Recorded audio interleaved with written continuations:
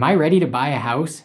The question we all have to ask ourselves before taking that dive into home ownership. The biggest question you have to ask yourselves before jumping into home ownership is, am I ready to buy a house? This may seem elementary.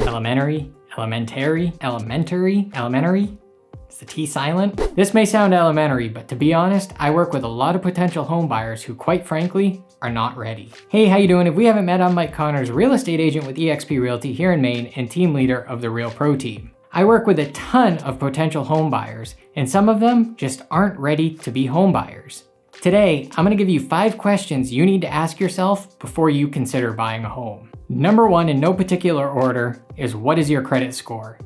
Yes, that pesky 3-digit number that banks and lenders look at to determine your worthiness of their loan.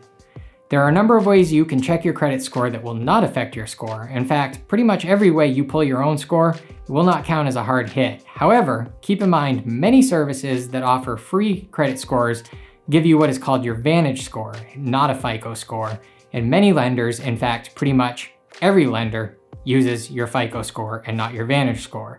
So when you pull your score, it may give you a good idea of where you're at, but keep in mind, when your lender pulls it, it's likely gonna be a bit lower than what you see. My point is, if you're teetering on the edge of not qualifying, you'd be wise to work on your score before house hunting. Likewise, the higher your score, the better your mortgage rate's gonna be. To take advantage of the best rates, you'll likely wanna be around 620. I recommend speaking to a mortgage broker who can guide you on what they want, and they can even give you some tips and helpful info on how to get to where you need to be. Next up is down payment. Do you have enough money to cover the down payment? The amount of the down payment will vary depending on the loan type that you get. For instance, a VA loan may require no down payment. They finance 100% of the purchase price. An FHA loan may only require 3.5% down, whereas a conventional loan could require anywhere from 10 to 20% down. So you need to check your financial position and determine if you have enough money to cover that down payment. The next thing you want to ask yourself, which goes hand in hand with the down payment but is different, is can you cover the closing costs? So in addition to the down payment, you'll also have some more money you'll have to cough up at the closing table. Yes, there's always more money needed. These are things like title search, deed filing fees, transfer tax, loan origination fees, underwriting fee, application fee, appraisal fee, etc. These fees also vary greatly, but you can usually expect at least 3 to 6% of the purchase price. For example, if you're purchasing a home for $250,000, you can likely expect your closing costs in addition to the down payment to range anywhere from $7,500 to $15,000. Yes, you can sometimes negotiate with the seller to help cover some of these costs. Yes, there are programs out there for first-time home buyers and things that help, but it's best to make sure you're able to cover them yourself before you start ramping up to purchase a home. And now would be a good as time as any, I suppose, to let you know if you're looking to buy or sell a home in Maine and you need some help with that, or you just have real estate questions in general, I'd be more than happy to help you out. My contact information is below. Also, don't forget to like this video and subscribe to the channel and click that notification bell. And share this video if you are finding the information useful so that others can benefit from it too. Next question to ask yourself is, do you have steady employment? And by steady employment, what we're really drilling into is, do you have steady income? What do I mean by this? Usually the lender will want to see 2 years of steady employment. Some lenders require it be with the same employer, others are okay with it being in the same industry.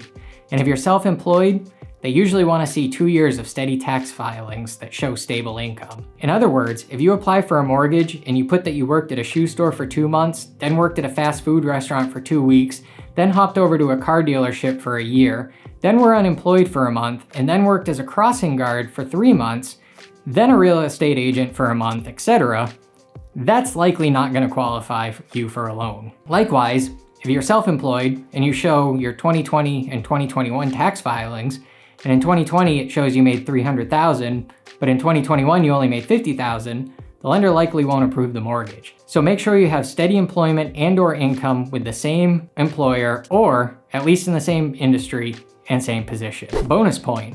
Another word of caution, I've seen this happen far more than I want to, mainly because I want to see it happen exactly never. If you have gone from full-time status to part-time status, or part-time status to per diem, or any combination of that, it will likely get your loan denied. True story. I had a buyer I was working with who got pre-approval for a mortgage. They worked full-time when they filled out their pre-approval application. We found a house, we put an offer in on the house, our offer was accepted. We submitted the documents to the lender. lender had buyer fill out full application. In between getting pre-approved to the time of full application, buyer went from full-time to per diem. The reason was that they would be making more money than the full-time position. So they were working for the same employer, same position, more money. However, lender said they no longer qualified for the mortgage because employment status changed. Please do watch out for this. Next question is your debt under control?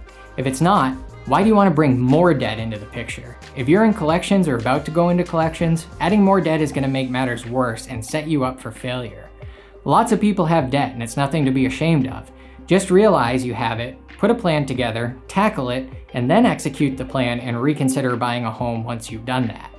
Further, your lender is going to look at something called your debt to income ratio, or DTI. This is the amount of debt you currently have compared to your income. The type of loan program you're applying for will determine the acceptable DTI, but it could range anywhere from less than 41% to as high as less than 65%. If your DTI is too high, the lender will likely want you to pay some of that debt off to lower the ratio prior to approving you for the loan. Again, make sure your debt is under control before you start shopping for a home. And last but not least, we've checked off all these boxes. Your credit score is on par, you've got enough money saved for the down payment, you also have enough money saved for the closing costs. Yes, these are different. You have steady incomes and employment, your debt is under control, and you're ready to start house hunting and buy a house. The next question is, what are the mistakes home buyers make and how do I avoid them? My 5 answers found here.